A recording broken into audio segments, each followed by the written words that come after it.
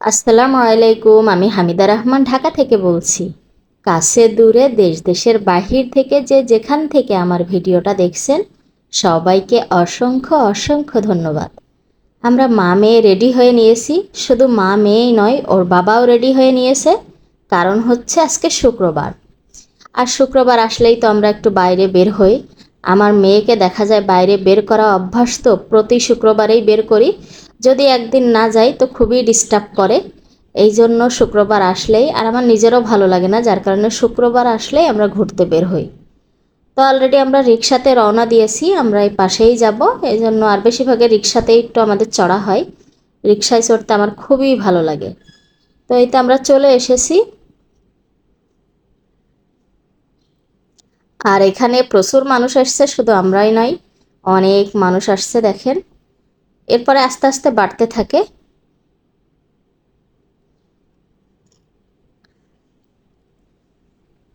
তো এখন মেয়ে বলে হচ্ছে আইসক্রিম খাবে।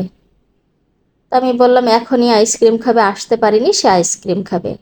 মানে তার একটার পর একটা ভেজাল থাকেই। আমি তো এক ভেজাল, মানে ভেজাইলে সাথে আছে মেয়ে আর এক ভেজাইলে। আর কিছু বলার নেই, ওকে আগে আইসক্রিম খাওয়াইনি তারপরে।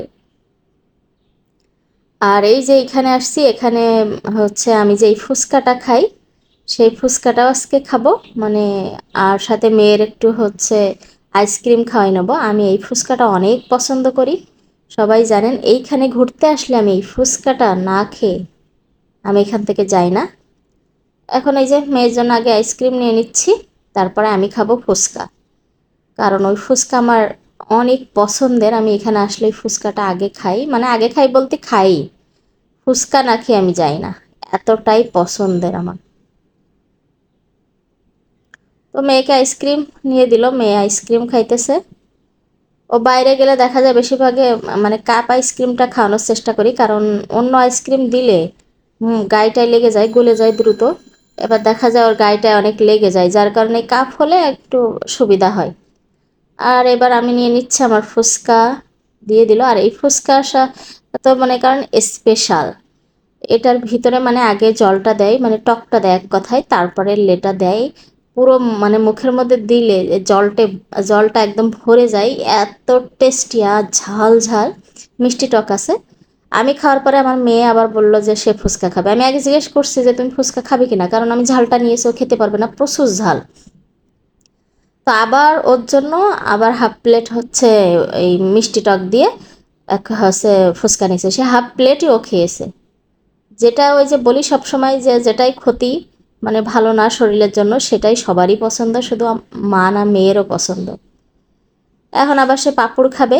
তো আবার ওর বাবা আবার পাঁপড় কিনে দিল। মানে মেয়ের আবদার সবসময় মেটাতে হয়, আর ওর বাবাও চেষ্টা করে যথেষ্ট, যেটা মানে যতক্ষণ পকেটে কুলায় আর কি। পকেট যতক্ষণ ফাঁকা না হয়, পকেট যতক্ষণ পকেটে থাকে ততক্ষণ ওর খাওয়াতে থাকে। সেটা আমি একবার বলি, ও একবার বলে, আমার কোনটা পছন্দ ওর কোনটা পছন্দ সেটা বলতেই থাকে। এরপর নিয়ে নিয়েছে হচ্ছে যে নারকেলের মুরব্বা না কি কয় সেটা, ওরা বাবা মেয়ে খাবে। ঠিক আছে, তো এই ছিল আমার আজকে ছোট্ট একটা ভিডিও। কেমন লেগেছে সবাই কমেন্ট করে জানাবেন। ভালো থাকবেন, আল্লাহ হাফেজ।